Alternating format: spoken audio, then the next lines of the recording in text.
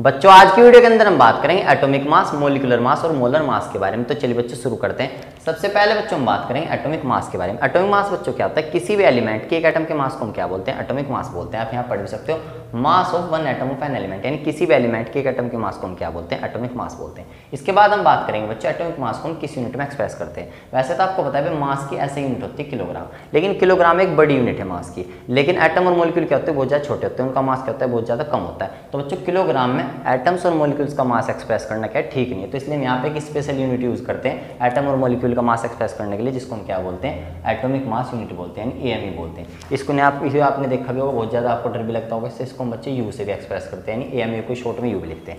1 AMU आपका होता है किसके इक्वल बच्चों? अगर हम ग्राम में बात करें 1.67 to 10⁻24 ग्राम के। आप देखो कितना ज़्यादा छोटा है एएमयू, क्योंकि भाई एटम्स और मोलिक्यूल का मास बहुत ज़्यादा कम होता है ना, तो इसलिए हमने यहाँ पे बच्चों बहुत ज़्यादा छोटी यूनिट कंसीडर कर रखी है एक एएमयू के बराबर। ठीक है, अब इसके बाद एक एएमयू आपका किलोग्राम में होता है 10⁻27 किलोग्राम के, तो इतना आपको बताना चाहिए। इसके बाद अगर हम बात करें, यहाँ पे हमने कुछ इंपोर्टेंट एटम्स के मास लिख रखे हैं। जैसे हाइड्रोजन के एक एटम का मास होता है 1U। आज से आपको याद रखना है बिल्कुल एकदम से, जहाँ पे भी आपको यू में दिखे ना, तो आप समझ जाना वो एक एटम का मास की बात चल रही है। जैसे हीलियम के एक एटम का मास 4U, कार्बन का 12U। तो ये कुछ इंपोर्टेंट एटम्स के क्या मास है जो आपको याद रखने हैं। इसके बाद अगर बच्चों हम बात करें मोलिकुलर मास की, तो मोलिकुलर मास आपका क्या होता है बच्चों? Mass of one molecule of substance. किसी भी सब्सटेंस के एक मोलिक्यूल का जो मास होता है ना, उसको हम क्या बोलते हैं? मोलिकुलर मास बोलते हैं। इसको बच्चों हम किस में एक्सप्रेस करते हैं? इसके लिए भी हम यूनिट यूज करते हैं, एएमयू यूज करते हैं, क्योंकि मोलिक्यूल बहुत ज़्यादा छोटा होता है। मोलिक्यूल आपको बनता कैसे? ग्रुप ऑफ एटम से तो बनता है, एटम एटम मिलकर क्या बनाते हैं? मोलिक्यूल बनाते हैं। इसके बाद हम बात करते हैं कैलकुलेशन की। ध्यान से देखना, मोलिकुलर मास को बच्चों हम कैसे कैलकुलेट करते हैं? किसके इक्वल होता है आपका? जितने भी किसी मोलिक्यूल के अंदर आप कोई भी मोलिक्यूल उठा लो किसी भी सब्सटेंस का, जितने भी एटम है ना, उन सब के एटम के मास का सम कर दो, तो आपका क्या निकल जाएगा बच्चों? मोलिकुलर मास निकल जाएगा। आप यहाँ पढ़ भी सकते हो, यानी sum of the atomic masses of all the atoms in a molecule, यानी मॉलिक्यूल के अंदर जितने भी एटम हैं उन सब के एटॉमिक मासेस का सम कर दो, तो आपको क्या मिल जाएगा? मोलिकुलर मास मिल जाएगा। मैं आपको कैलकुलेट करके दिखाता हूँ। जैसे हमारे पास वाटर H2, अब देखो वाटर का एक मॉलिक्यूल है, ये किससे मिलकर बना है? 2 हाइड्रोजन और 1 ऑक्सीजन से। तो सबसे पहले देखो हाइड्रोजन के एटम का मास कितना है? 1 है, तो हम यहाँ पे क्या रखेंगे? 1 रखेंगे। और कितने हाइड्रोजन है यहाँ पे? 2 प्लस। इसके बाद देखो ऑक्सीजन के एक एटम का मास कितना है बच्चों? 16 है, आपको दिख रहा होगा 16। और यहाँ पे कितने ऑक्सीजन? सिर्फ एक है, तो बस इन्हें उठा के सम कर दो, 16 2 18 ही हो जाएगा, खत्म। ऐसे निकालना है। इसके बाद आप CO2 पे आ जाओ, तो इसमें देखो कौन कौन है? कार्बन और 2 ऑक्सीजन। तो कार्बन का मास कितना होता है बच्चों? कार्बन का मास होता है आपका, कार्बन के एक एटम का मास कितना है? 12U। ठीक है, 12 प्लस ऑक्सीजन के एक एटम का मास कितना होता है? 16। और कितने ऑक्सीजन है यहाँ पे आपके? भाई 16 है एक का, लेकिन यहाँ पे कितने ऑक्सीजन है? 2 है, तो अभी देखो 16 दूनी 32, और 32 और 12 कितना आ जाएगा आपका? 44U आ जाएगा। तो ये ऐसे करके आप निकाल सकते हैं। मोलिकुलर मास आ रहे हैं, ध्यान से देख लेना। अगर यू में लिखा हो तो समझ जाना सिर्फ एक मोलिकुलर का मास है। ऐसे हमारा ग्लूकोज है, C6H12O6 हमारा क्या होता है? ग्लूकोज होता है। इसका आप कैसे कैलकुलेट करोगे? एक कार्बन का 12, कितने कार्बन है यहाँ पे? 6, प्लस एक हाइड्रोजन का एक, कितने हाइड्रोजन है यहाँ पे? 12, फिर प्लस एक ऑक्सीजन का 16, और कितने ऑक्सीजन यहाँ पे? 6। ऐसे करके वैसे जोड़ लो, तो आपका जो जोड़ के आएगा ना बच्चों, यहाँ पे जोड़ के आ जाएगा 180U।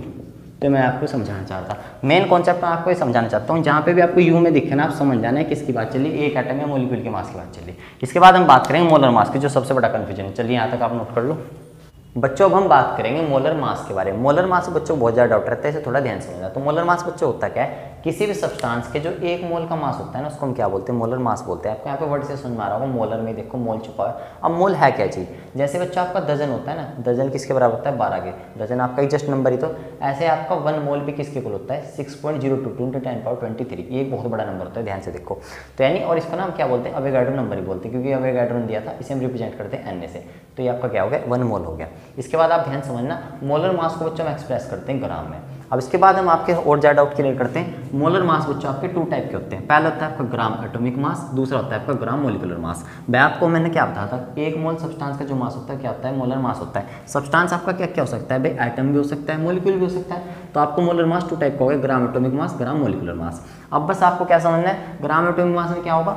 यानी ग्राम एटॉमिक मास आपका क्या होता है बच्चों? मास होता है किसका? 1 मोल एटम्स ऑफ एन एलिमेंट, यानी किसी भी एलिमेंट के 1 मोल एटम का जो मास होगा ना, 1 मोल मतलब 6.022 × 10⁻23 एटम का जो मास होगा, वही आपका क्या होता है? ग्राम एटॉमिक मास होता है। यानी हम किस में एक्सप्रेस करते हैं? ग्राम में एक्सप्रेस करते हैं। भाई समझने की कोशिश करो, एएमयू में तो एक एटम का मास था, क्योंकि एक एटम का मास होता है बहुत कम। तो इतने सारे जब आप एटम लोगे ना, उनका मास आएगा आपका ग्राम में जाके। समझे बात को। ऐसे आपका होता है gram molecular mass. Gram molecular mass आपका क्या होता है बच्चों, एक मोल मोलिक्यूल का जो मास होता है ना, यानी 6.022 10^23 मोलिक्यूल्स का जो मास होगा उसको हम क्या बोलते हैं, ग्राम मोलिकुलर मास बोलते हैं। इसके बाद आप देखो ग्राम एटॉमिक मास में आपके भाई जैसे बस आपको यहाँ पे क्या ध्यान रखना है, आपको मास यहाँ पे बस ग्राम में एक्सप्रेस कर देने। तो जैसे आपको कहीं भी नजर आए ना, जैसे हाइड्रोजन का यहाँ पे क्या लिखेंगे 1 ग्राम लिखेंगे, तो इसका मतलब क्या है, ये क्या दिखाना चाह रहा है, 1 ग्राम का मतलब क्या है, एक एटम का मास नहीं, ये कितने एटम का मास है, 6.022 10^23 हाइड्रोजन एटम का मास है। क्योंकि भाई एक एटम का मास तो बहुत कम होगा, थोड़ा फील करने की कोशिश करो। तो ऐसे यहाँ पे मैंने कुछ इंपोर्टेंट मास लिख रखे हैं एटम्स के, और ये ग्राम में लिख रखे हैं, यानी सारे के सारे क्या है, ग्राम एटॉमिक मास यानी मोलर मास है। समझे बात को, यानी एक एटम के मास नहीं, ये कितने एटम के मास है,